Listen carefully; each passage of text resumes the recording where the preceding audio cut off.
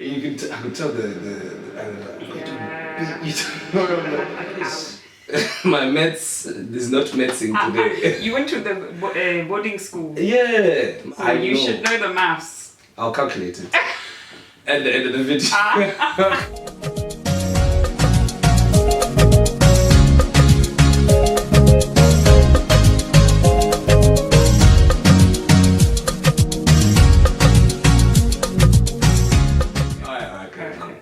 Welcome back everybody to NorSpeaksOut. I'm Nor and this channel is all about African history and diaspora stories.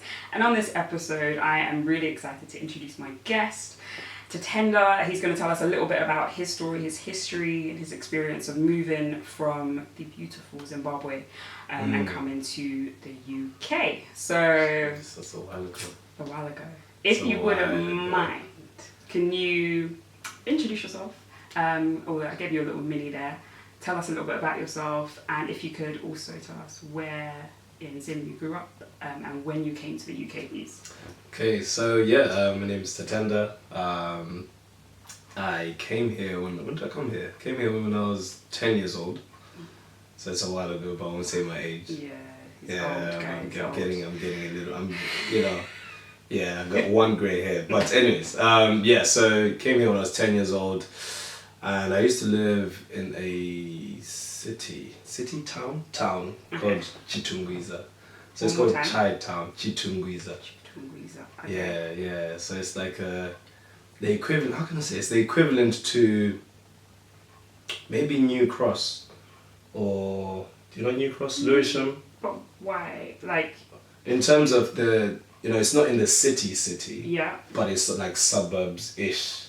Okay. Where it's not really well developed, but it's a nice place to live. Okay. Yeah. So the commute into town, for example, was probably about 30 minutes. Yeah. So anyways, so I grew up in Zimbabwe 3 Chitungweza, Chai Town. Came here when I was 10 years old to join my mum. So my mum came here first, and then I joined her after, because I was in a boarding school in Zim. But then, I used to cry when I used to come here, visit, and go back. But then, when I came here, I didn't want to come here. I'll be honest. I did not want to be in this country. Oh, okay. Didn't want to be there, but you were living sweet in Chinatown. Yeah, I mean, familiarity. You've got your friends there. Why would I want to move when I'm 10? It's not like I really knew anything else other than what I was in, if that makes sense. Because I was in a boarding school as well. So, I came here when I was 10, went to school in Elephant and Castle for year 6. And geez, I've got a story to tell about Elephant and Castle, okay. Do you know Elephant and Castle? Not too well, it's a bit out there for me. Wow. Yeah, so I went from the ghetto to another ghetto. No, hold on. You said Chi-Town, you were in boarding school, so... I mean, I represented during the holidays. Yeah, so I was like a half ghetto. Okay. Is there such a thing as a half ghetto? Maybe. Yeah, so I went there year 6 and then moved to Lewisham, another, half ghetto. I did my year 7 and 8 there, then I went to another boarding school in West Sussex. Here? I went to boarding school in West Sussex. Okay, before we get on to boarding school in Sussex and all the rest of that, backtrack a little bit for me. So 10 years old, mum's here, and you're sort of going back and forth visiting mum and everything. Was it like a holiday that you came and it's like, we're not going back? Or, yeah? Okay. Yeah, so I used to come here. I know, right? You get tricked. I don't know why Zimbabwe parents always trick us. Hey, if you do this, you get this. You never see it. So anyways, so I used to come here holidays, Christmas and August holidays. And then, my mom was like, come as usual, come as normal. And this was November, because in Zimbabwe you get like December off. Oh, okay. Because the school runs from January to December. Oh, okay. Yeah. So came here, I was thinking, I'm gonna go back and get some fresh shoes, go back ready. Yeah, right.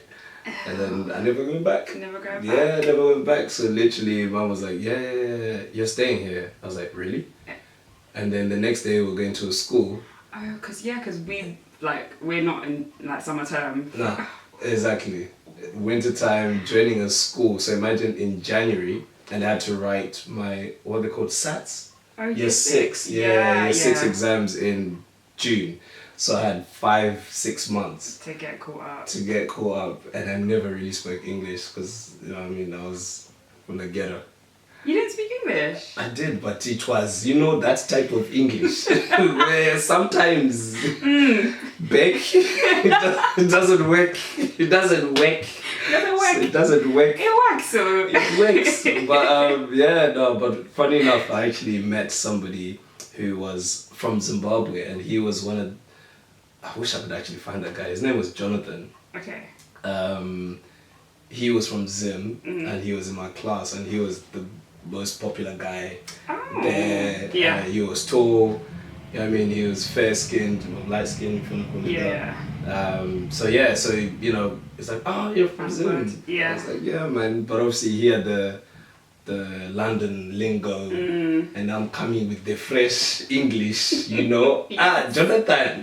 Not even John. People call him John. Yeah, Jonathan. Oh, okay. It's like, you can't shorten this name. Yeah. No. So yeah, but then he kind of, guided me, took me under his wing for those 5-6 months. Yes. I'll never forget that now, honestly, genuinely. So aside from like obviously the shock horror that I'm not going back to my boarding school and like Chi-town, staying in the UK now, what were your first, aside, praise the Lord for Jonathan, as he said. Yes, Jonathan. Jonathan, if you're out there, dude, thank you. Represent. Thanks. genuinely thanks. What were your other first impressions then of the UK when you came? I mean, because I used to come here for holidays, so it was more like, come to see Mum, we go to Chesington, go see family, little bits here and there. But then when I actually came here, I was like, yeah, I don't see no snow and nice places. I'm in the ghetto, So yeah, we used to live in like the tall apartments, like 10th floor, and I was just like, geez, man. And I couldn't go out anyways because my grandma would be like, you ain't going nowhere. So back then, Elephant and Castle, you're in a flat, you can't go out. You're just like, do you know what I mean? And if grandma wasn't feeling it, then you ain't going nowhere, you know what I mean? So you had Mum and grandma over here? Yes. Okay. Yes, but Mum was obviously like working, studying and stuff like that. Yeah. So yeah, I just thought, it was very weird in the sense that, you're coming from a place where there's land, right? And then now you're no space, you're kind of boxed up, in a room, and if you're going out, just literally you go out and there's pavement and that's it, pavement and road. But in Zim, there's, there's just different type of vibe, there's sand. So usually, in Zim you can go out without your shoes if you wanted to. But here, you can't be wearing flip-flops like in the street. Like it's not like in January. Hey. That's what I'm saying. So yeah, it was cold. Oh, it was cold. I'll never forget. I used to cry because my nails and the hands would be freezing. Like I know. It's that story. But and I just thought, different world. But then. So yeah, just get on with it. Yeah. Just see how you get on. And yeah, I just thought. But one thing that was quite interesting was the double-decker bus. I'd never seen a double-decker bus. Okay. That was my first one. I was like, Grandma, let's go upstairs. So that was my trip now. So anytime we wanted to go out, Grandma would be like, okay, we're on the bus. It's safe. Yeah. We're not on the roads. Yeah. Do you know what I mean? So you can just. It was 40p. That's 20p. Good old days, yeah. You can go hours, so literally just ride the bus here and there sometimes. And that's how I kind of started to see the neighborhoods. I'm like, rah, this place is different, man. It's not the same in terms of infrastructure and stuff like that. But I guess after that, those are my first impressions really. But the people never really interacted much with that side because I was only there for 6 months. Okay. If that makes sense. And then after 6 months, went back to Zim for my uncle's wedding. Then when we came back, we moved. Okay. To Lewisham. To Lewisham now. And then when you moved to Lewisham, you were being secondary. Yeah, it was secondary. Okay. Yeah, secondary. How was secondary school minus very wonderful Jonathan? Oh, yeah. Or was Jonathan there? No, Jonathan wasn't there. So then it was kind of like, okay, Jonathan, where are you? Came back. And again, my mum didn't even tell me we were moving. So I just came back, airport. I'm like, where are we going? Oh, new place. Okay. Alright, fair enough. Secondary school. Oh my goodness. We had, so I went to a school called St. Joseph's Academy? Yeah. So I had this green blazer, like very green blazer. Like everyone knew that, okay, if you got a green blazer, you're from this school here. And it was wild. But again, luckily, I met some Zimbabwean friends. Okay. Yeah. I was like, yeah. Everywhere I went, I just felt, always met Zimbabwean friends actually, when I think of it. There was 4 of us, 5 of us.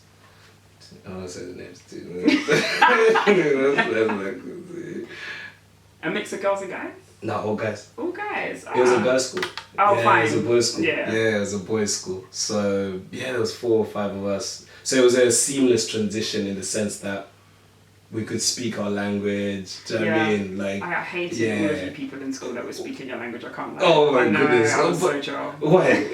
That you couldn't, or that you couldn't. Oh, I didn't have a language to like swap over, but but you were enjoying it. Yeah. It was really cool. So I think that kind of allowed me to settle in quicker with the new environment. And again, obviously, this is year 7, so everyone in year 7's new environment. Do you know what I mean? So you're all on the same boat. Yeah. But yeah, it was really cool. In terms of having that kind of core unit of friends. It was a very naughty school in the sense that there was always fights. Okay. Right, it was always fights. If you were leaving school, you would have to take your green blazer off. Otherwise, another school, if they see you, then attack him. They don't care who it was. It was just like, attack him, kind of thing, literally. Which was cool. So, it was, and it was getting into the news as well in terms of how crazy it was. Like Lewisham or? No, the school, our school. Oh, wow. Yeah, our school. And if you finish school and you try to get into shops, some shops will be like, no. Oh, yeah. So you'd have to take off your green blazer literally up until to the shirt so you can just get in. That's how bad it was. I see. Okay. So, and then how long were you there at St. Joseph's? 2 years. Year 7 and year 8. And then year 9? And then year 9 to year 11. Yeah. I went to a boarding school in West Sussex, which was one of the best experiences ever. Yeah? Yeah.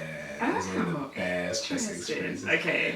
It was an international boarding school. Okay. So it wasn't Harry Potter and, your Sir Davids and Sir Toms and Michaels. I mean, that's what those boarding school people say. Those of us incorporatives. I feel like I would have assumed they're all the same, but an international boarding school is different. Why? Because I guess maybe the model that they kind of did was to have international students. So, if you wanted to go university here, you either are an overseas student or you're a student from here. So usually you get most of those international students coming in so that they can build their stay, if you want to call it that, in terms of them being eligible to be a home student rather than overseas. So that was the concept of the boarding school. So we all lived in this boarding house, but then we went to a day school. So it wasn't actually on the school. Okay. Yeah, it's a very strange little kind of model. So you didn't live in the school? No, it was like a house. So imagine like this huge mansion. Yeah. And there's the lower school there, so for year 7 and 8 would be just around it. Yeah. But then you literally have to walk 10-15 minutes to school. That's really weird. Yeah. So you literally just get like a... And is the school like a grammar school or...? Yes, it was a grammar school. There you go. Yeah, it was a grammar school specialised in technology, design and technology. So why was this one of like the best experiences? I mean, Do you know what I mean? Like, I met so many friends there, people that I'm still friends with today. Mm-hmm. Right? So, don't need to tell you my age. No. So, you have to tell us now, because come on, you came here when you were 10. You didn't tell me when you came. I should have asked that. 10, when I was 10 years old. But when was that? What year? Eish. My maths is not medicine today. You went to the boarding school. Yeah, my maths is not International boarding school. You should know the maths. I'll calculate it. At the end of the video. I'll calculate it at the end. So no, it was amazing. Honestly, genuinely, it was so good. Mm-hmm. So actually, one of my friends who I first met when I got to the boarding house, he got married last year. Okay. And yeah, we've been friends ever since. So this goes, this is a while. I'm not saying how long, but over a decade. Let's put it that way. Okay, fine. So got there, met him first time. Are you from Zim as well? No. Oh, okay. So did you get any Zimbabweans in boarding school? Because I feel like you were nice for primary and secondary. Wasn't it? I was actually. Oh, that's a very good point. Like, no, I didn't. Okay. I don't think, was there any No, there was no Zimbabweans there. Okay. That's shocking, but... Yeah, there was no Zimbabweans. But then, to be fair, by the time you got to this boarding school, so you were in year 9, you were like fully British now, or like fully kind of like assimilated. Yeah. Where you didn't necessarily need... You but had the lingo. But then that would have been a problem in boarding school. Exactly, because it's in West Sussex. So now I've gained this, what you saying? Mm-hmm. Was it? And wait. Mm-hmm. In it and all of that, yeah. And then I'm going to a place where there's very much well-spoken people there. Yeah. It's literally in a small village town, in West Sussex. But then obviously the boarding house was international, so you got loads of kids from Nigeria, China, Japan, the Caribbean. And then some other people from here as well, but predominantly it was mainly Nigerians. Oh, so you get like Chinese people having a Nigerian accent by the end of it. I'm telling you, 100% easily. So yes. Even today, there's people that went to the boarding house that've got the accent, a Nigerian accent, they're Chinese. That's not true. 100%. That's why I'm saying it was so fun. Did a good job. Yeah. It was really good. That's so strange. Okay. Yeah. No, it was really cool. So was that hard for you then to sort of have to redo the? Not that you're lost or confused, but to redo the re-assimilating now. Okay, I've learned the London lingo. Got all the chat over here while you're in Lewisham, Elephant and Castle, but now, okay, I'm in like this countryside place that's predominantly white as well, right? Aside, I guess the school wasn't, but was it difficult for you then to like? It was. Do you know what? I think one thing that I appreciated the most was that there were other people my skin color, basically, if that makes sense. Mm-hmm. Because I didn't know what to expect, because I knew it was going to be in West Sussex. I'm like, West Sussex? I've never heard of West Sussex, ever. And when we were driving there, I'm like, no, where are we? Like, where is this? Mm-hmm. And then even driving through the town, you're like, what? Until you got to the boarding house, you're like, oh. So all the journey, I think it was like 2 hours. Yeah. You're thinking, oh. But then when I got there, I was like, oh, cool. Chill. Yeah. Right. So no, the transition wasn't really difficult as such, because I'd been kind of accustomed to new environments, if that makes sense. Yeah. Right. So I was just like, okay, this is another one. Let's go for it. So no, you're in this international boarding school, year 9 up until year 11, but you don't stay for sixth form. No, I don't stay for sixth form. form. So what happens now? So I wanted to stay for sixth form, but it's too expensive. Do you know what I mean? Boarding house. Mum was like, "No, man, come back." It's like, no. So then I went to a school in Beckenham. Okay. Beckenham, Kent, Beckenham. Okay. And it's called Langley Park. Park School for boys. So it was a boys' school, but mixed sixth form. But then even the mixed sixth form, there was not many girls there. It was predominantly boys. Yeah.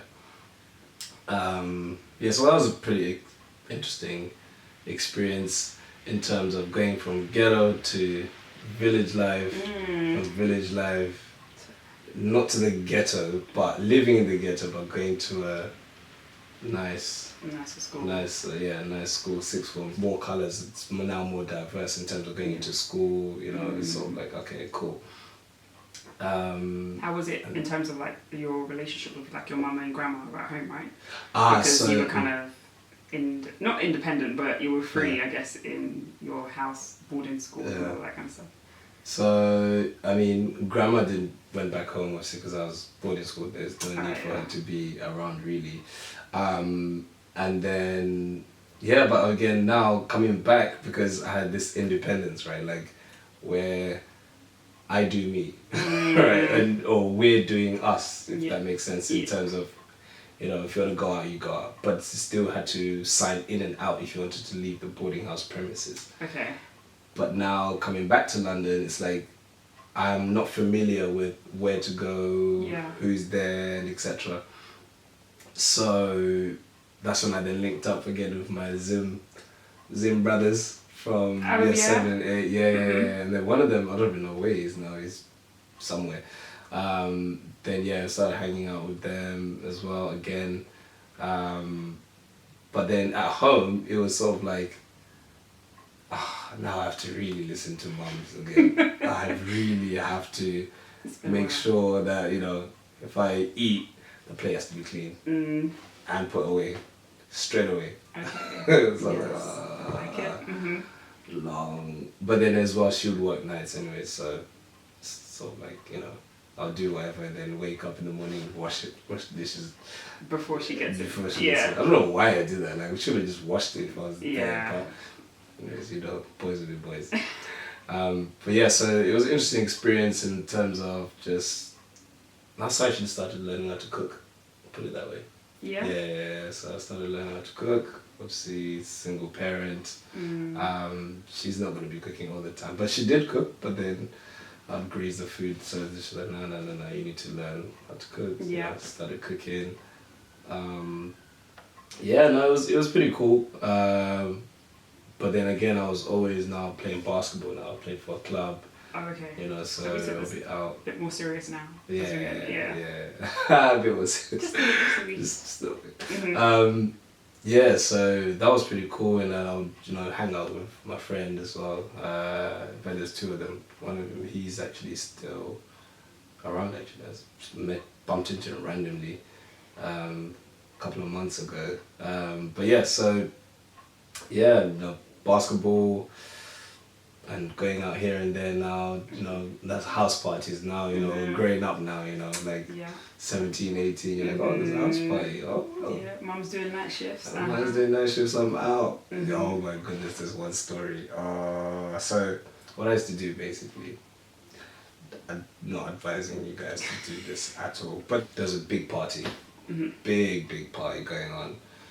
And my friend was like, yo man, let's go man. Like, in my mind I was thinking, last time I tried that, I got beat.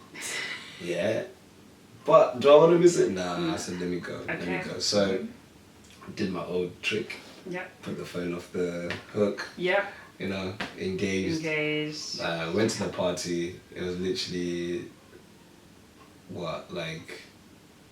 10 minutes away. Okay. I can't remember if I had a phone then. I think I did, or my friend had a phone.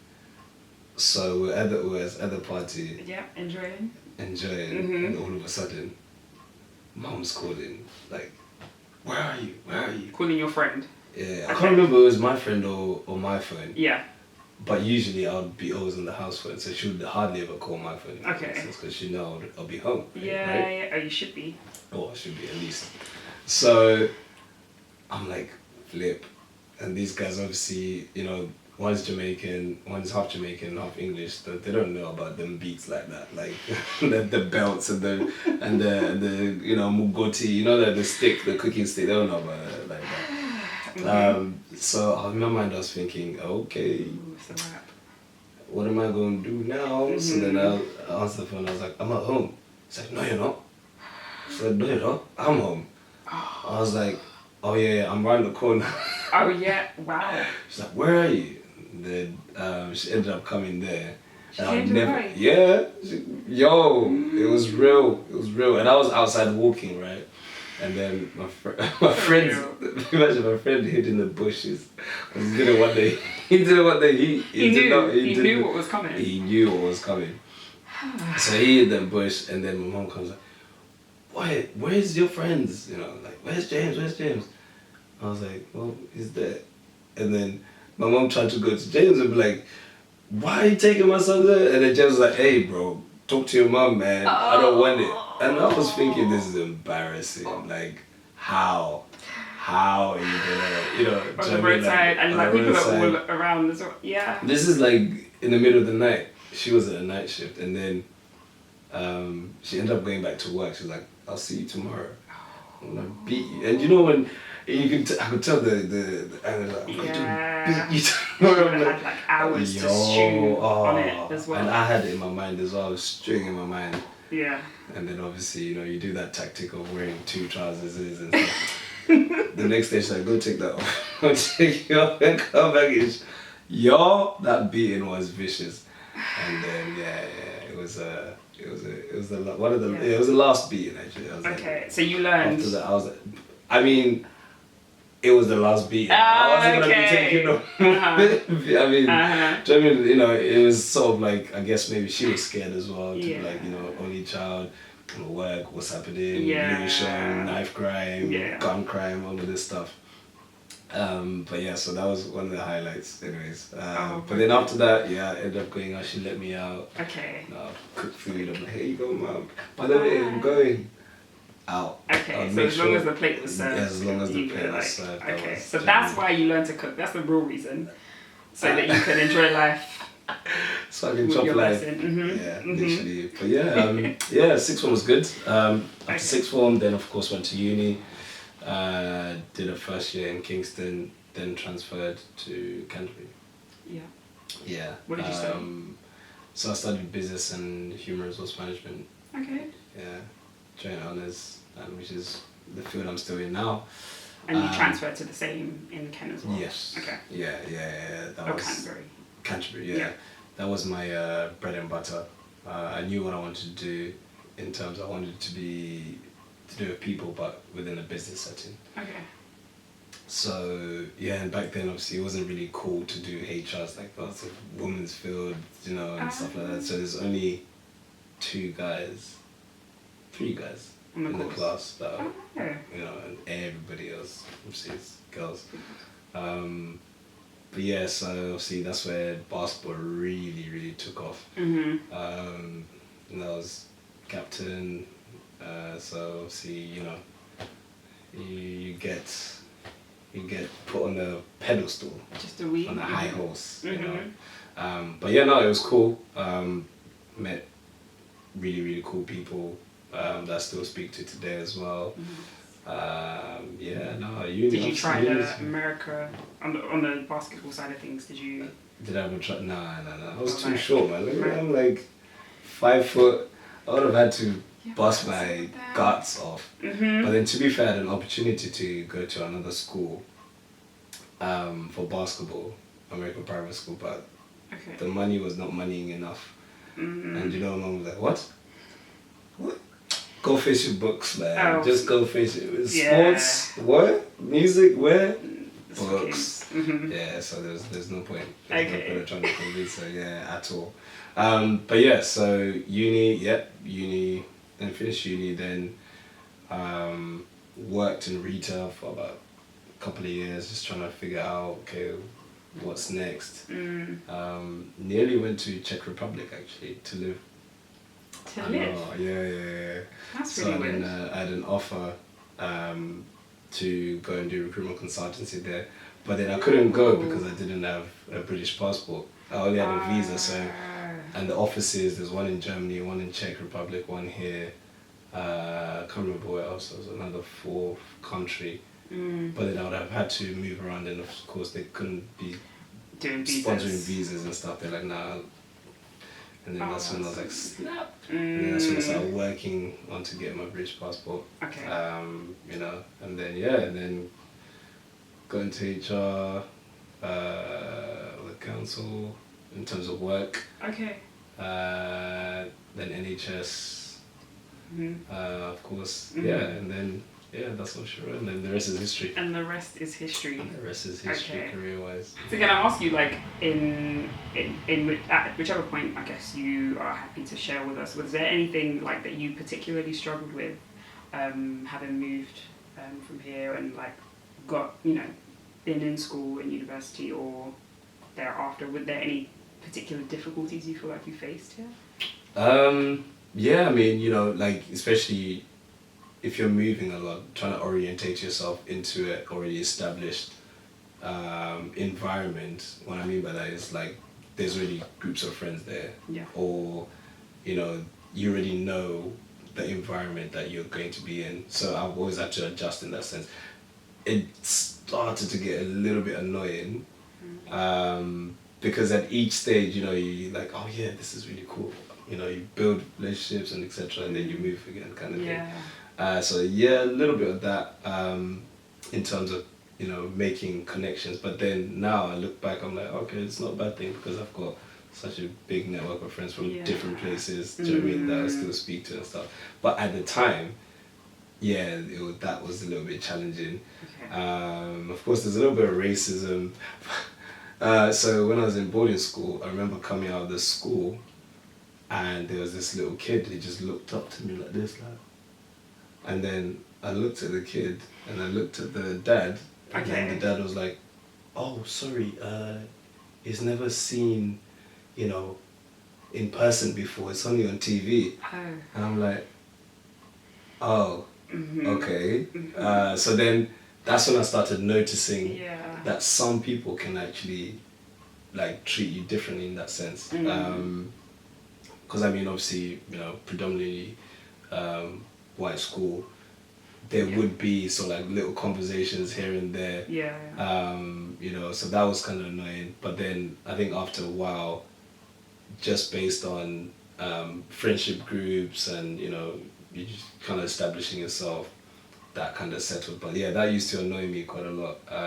Was that quite was it frequent that used to happen, or do you feel like it earlier on? Only because the school sounds like it was, or at least the house that you were staying in was it was such a mix. I'm surprised that people weren't, I guess, familiar. Well, I mean, obviously, considering that you're at a boarding house and you walk to a school, so the dynamics of both environments are very different. And obviously, majority of the international students were sixth form. Okay. Because they would do 2 years and then they're eligible for home fees and stuff like that. So obviously the sixth form was slightly separate from the secondary school from year 9 to year 11. I mean, here and there, you get like comments and slide digs and stuff like that. Nearly got into a couple of punch-ups, but not really. It didn't really go all the way because, again, I don't know, maybe because I had the lingo, the London lingo. I would use it to my advantage. Okay. Like, what? I'm like, what? Wait a second. And I was like, no, I didn't mean it like that. And I'm like, best not. Best not. What? There's a different aura to it, London vibe helps, The London vibe, it always helped here and there. Okay. So, but then again, I'm pretty laid back in the sense that, I don't really take things too seriously. Okay. So I've always had to channel that side of it rather than, I'm gonna act on it. Like there's just no point. So that was a bit, so I think the being noticed that you're different and then having to conversate with those people, but then that they're not, some of them are not being genuine. Right, so it's like, okay, but why are we actually talking? So that was a little bit confusing because then you start to doubt other people. Are you being genuine? Are you not being genuine? And stuff like that. But then, moving from that, I think that was really the main thing, really. But now I had my English on lock, so. And then you had both. You had the London, then you had the slightly more well-spoken. Exactly. So I could just switch in between. Maneuver as you needed to. So how did you sort of, I guess, deal with those things, or what things, I guess, sort of buffered those difficult experiences? Basketball. Basketball. Yeah, basketball. Yeah, basketball was the outlet of anything really. Like, let's say for example, if anything happened at school, detention, whatever, straight away I go play basketball. Yeah, and just be in my zone, playing, and yeah, just until you're tired kind of thing, and then you're like, okay, cool, I've let it out kind of thing. Yeah. Release. So so that was my thing, basketball, and even up to now, really, like, bad day at work, basketball. Let us continue. Oh, right, okay, let's continue. Yes. Right, can you tell us a little bit about what you're up to at the moment, what you're doing now? I'm working at the moment. That's good. So yeah, life is lifing. Working your 9 to 5. 9 to 5. So what exactly are we doing? You were in HR before. I am still in the field of HR, but more to do with organizational development. Okay. Yeah, so working there. Then of course I just also coach basketball. Yeah, really just trying to work. Might be studying again at some point. Okay. Yeah, let's see how that goes. Okay. Cool. Yeah. Nice. Okay. Penultimate question. I'll ask, what advice would you give for parents who are raising kids from the continent in the UK or somewhere else in the West? What sort of gems of knowledge can you drop? Wow, that's a loaded one, isn't it? Okay. It could go anywhere. Yeah. Go left. No, just put what's it called, child lock on your Netflix and all of that stuff. No, I'm joking. Out of all seriousness. Out of all seriousness. Yeah, just allow them to explore. Yeah, I think that sometimes with our parents from back home, if you're not studying a specific course, or if you're not, working in a specific sector, then it's sort of like, it's not that it's bad, but it's shunned upon, or you're discouraged. So, just let them open up, and study what they want to study. Especially now, the way that things are changing, your traditional jobs are not as popular, or even the sectors themselves are not really doing that well. Yeah. So yeah, there's loads of other job opportunities. So I think just allowing them to explore and let them play sports. I think that's number one thing. Let them play sports. Said it. Let them play sports. Just because they play sports don't mean that they're gonna fail for the rest of their life. That's what I think. Any sports? I mean, let them play sports. Basketball, of course. I'm sure you recommend. No, I mean, even football. To be fair, I'm not just fixated on it. But yeah, just let them play sports. Do you say that as a means, like, for them to potentially enter those careers, or where I guess basketball kind of was a bit of an outlet for you? Like, so although you didn't necessarily pursue the career, do you mean it like so that they have, I guess, some other way to? Like, well, I mean, there's loads of benefits of playing a sport, right? It's like a community. Within the sport itself, you meet new people. Learning a new skill, crafting that as well. So in that sense, isn't just play sports, right? Like some of the kids that I coach, they don't just play basketball. They're doing loads of other stuff. Okay. Swimming, music, and so forth. So yeah, just letting them mix up, with other kids as well. It's good for them. Yeah, so I always encourage that. Okay, I like it. Yeah. So let them explore. Let them explore. Let them play sports. Medicine and accounting. Exactly. Do you know what I mean? Play a bit of ball, play some football, bit of tennis. Yep. Okay, I like it. Okay, so the last question. What advice then would you give for any other person, like here, from Zim, from Africa, on how we can sort of best support our family members back home? It's a tough one. a little bit. It's a tough one. It is but it's a good question. It is. I think there needs to be unity first, before there is that side of exploring what people can do. Because, I mean, I've heard so many stories where, you're sending money home and it doesn't actually, go to where it's supposed to go. Or something happens, where it's short, You send $20 less. No, I send the full 100. Yeah, so, I think it's just developing a relationship first. And Africa's open for business, I believe. Yeah, so especially in when you're trading, with any trades, should I say, whether you're selling cars or if you've got a retail store out there, business, I think, it's more about just really understanding each other, having that foundation of trust as well. And then just explore that. I think that's what it's about now. Just exploring, because you can make money from anything, from the internet, really. So I think it's really just exploring outside of the traditional ways of, okay, let's always send money. Yeah. I think that's one way whereby if they've got internet, they could be working and, Yeah. making money there, as opposed to now go to another town and trying to do too many complicated businesses. So I think it's, again, just explore other means to support them where you can, and of course, if you can visit, it's always good to visit them as well and see what's what. So for example, I've got a friend who I grew up with. Like when I go, I just take him some books. It's like, hey, have this book. Okay. And here and there, if he needs something that for a project that he's working on, then I can order it here and then just send it back to him. Yeah, so something that allows people to build on, as opposed to, money. But of course, that being Africa,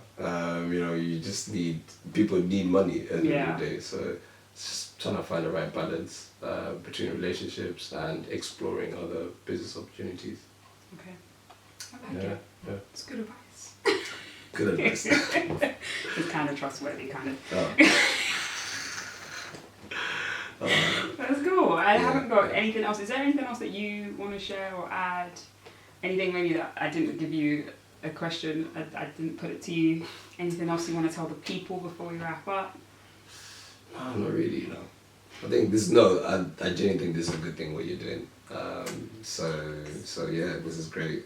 I enjoyed it. Well, thank you so much for coming here and sharing your story and telling us your experiences and your history on your terms. I really, really appreciate it. Thank you very, very much. If you have any questions for Tatenda, for me, please message and comment and we'll answer those questions as best we can. If you want to be on my YouTube and share your story, please write and let me know. I'd love to have you on here.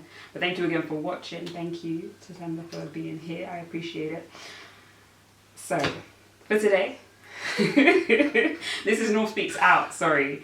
And today, Tatenda has spoken, and so we're asking you, 1, 2, 3, Wahura. Which means, are you listening? Bye, guys.